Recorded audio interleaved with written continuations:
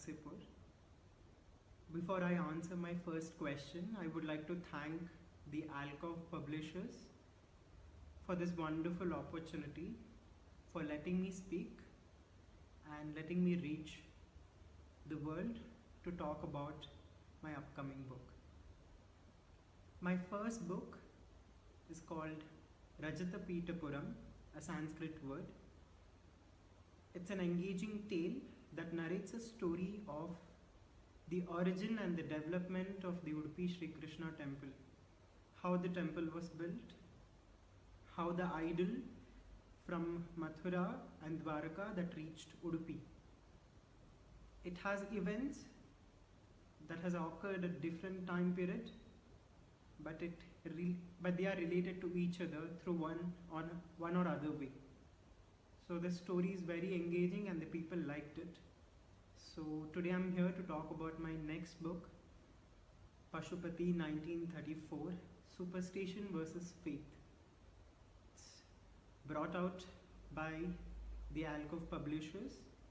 I wish them a great success in bringing out the great books by the talented youngsters of this country.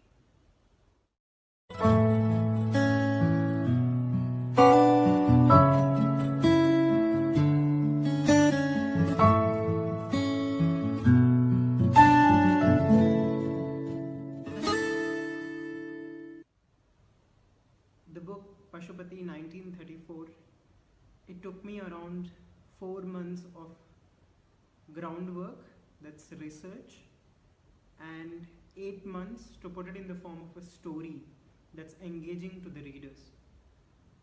The first 4 months I spent in reading many theses of history and political science, because this story demands a lot of facts, including date and time. So I don't want to give wrong information to the readers, so I worked on it, got my facts checked once everything was correct. And when I found out there is a scope for me to write a story if I fictionize it a little bit, I went ahead and the next 8 months I spent in writing a story. Coming to inspiration, obviously the debate between the great minds Sri Rabindranath Tagore and Mahatma Gandhiji was one of the inspiration for sure. Other than that, the conflict itself, the conflict of man versus God and the man versus nature, is one of the least spoken conflict in the world of literature.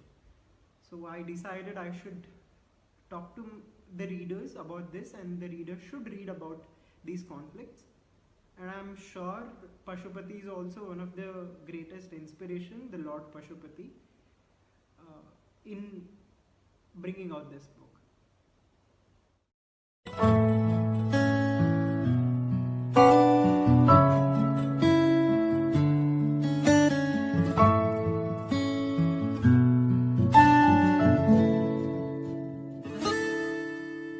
The art of parallel storytelling is not new to the readers.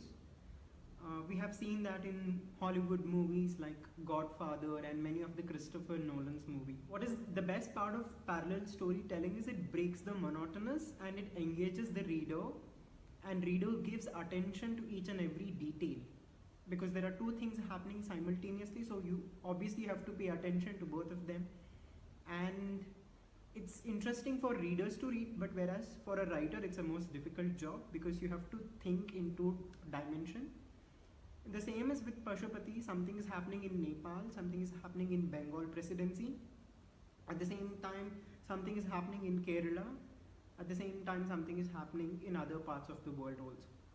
So converging the things which is happening at different parts of the world to one point is very challenging and interesting at the same time. Coming to the point whether the debate between Tagore and Gandhiji was intentional or unintentional, obviously it was intentional. In fact, when I began writing the story, the debate was the center theme, and I constructed a story of Pashupathi around that debate. But as they say, God is greater than man. Eventually, when the story progressed, The story of Pashupati overpowered the debate of Tagore and Gandhi. It engulfed the beauty of it. But if you see the debate of Gandhiji and Tagore and the story of Pashupati, both of them are trying to tell the same point. Their aim is same, their destination is same, but the paths taken are different. That's why it is parallel. But ultimately they will reach the same destination.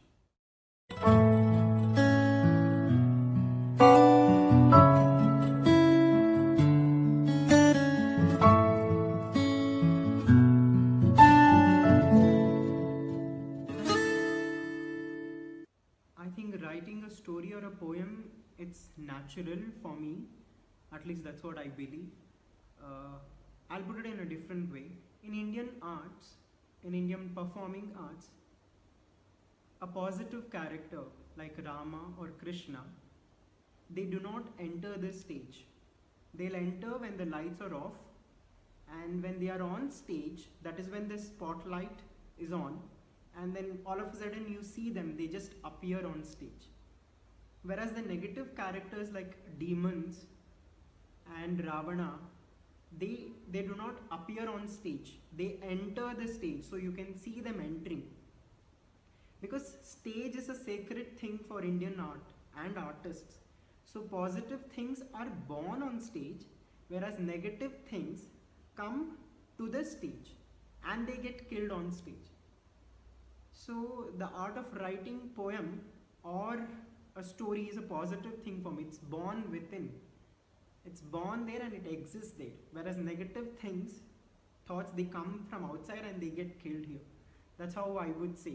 So for me, the art of writing or writing a poem or a story is a natural thing.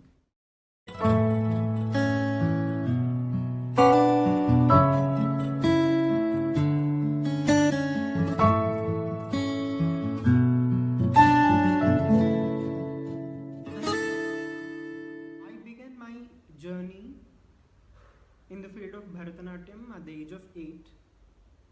I asked my mother one day when I was 8 years old, I want to learn dance, and she was such a progressive thinking woman.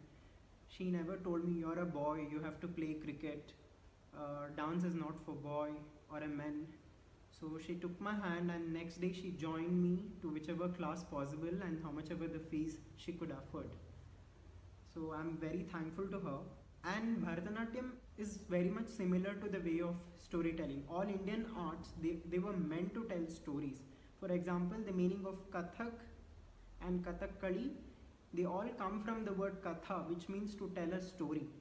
So all the 8 classical dance forms are meant to tell a story of Hindu mythology. Right now I'm learning dance under a guru called Srimati Gayatri Keshavan. She is the director of Academy of Bharatanatyam, Bangalore. She is one of the greatest inspiration for me in my life. I think I rarely see such teachers who dedicate themselves to art and who pour their entire knowledge to the students without even thinking about the consequences. I will have to add this point. She charges 1,000 rupees per month, which is the least the dance class fees anywhere in this country. And she makes sure she teaches more than that your whatever the money you pay, it's worth value. And if I miss half of the classes in a month, she promptly returns me 500 rupees back. I don't think so any teacher in the world will have the courage to do that. Because a student is missing a class, a teacher would not give the half of the fees back to the student.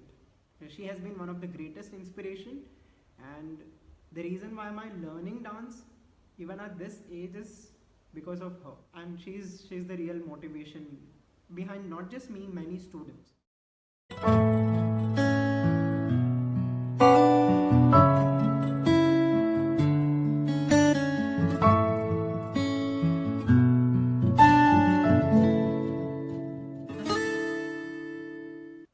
My very first performance of live was in the year 1999 in Mumbai, in one of the temple.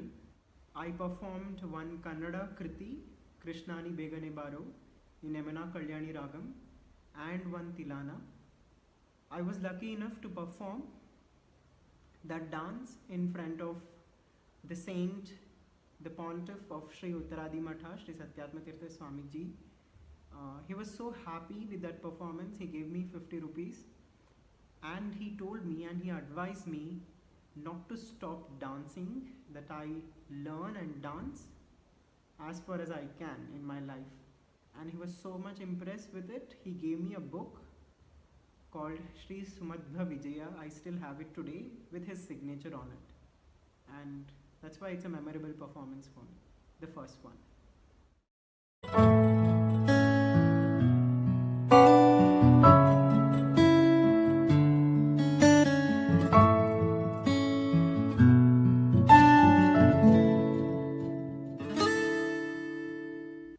I think managing or balancing the personal or professional life will happen only when you plan it well. You can't just come home and say, I will do this.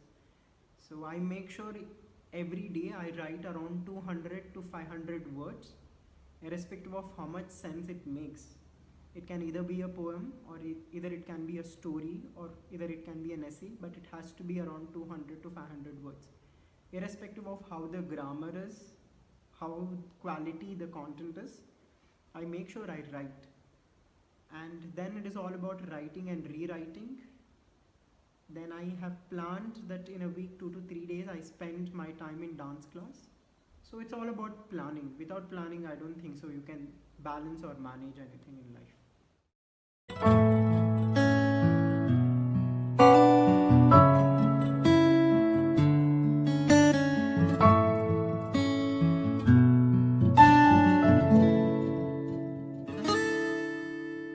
The reason why people should read Pashupati is it's a unique story and it's an untold one.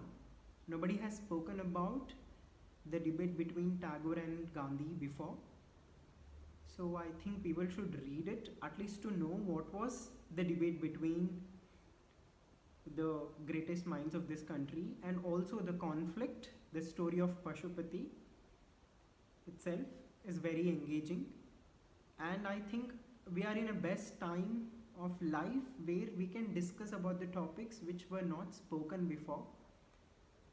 The example, the story of Pashupati itself, it's a conflict of a man versus God and the man versus nature. I think we are in a best time to speak because this generation is open to speak about topics like gender equality, pay parity, transgender equality, homosexuality. Everyone's talking about every topic. So people are open to speak about any topic they would like to, and it's a more sensible thing to do. So the book Pashupathi-1934 also has one such topic which people have not spoken or heard before, or heard in a very less way. It's very least. So I think people should read, and I'm sure the readers will enjoy reading each and every scene. Thank you.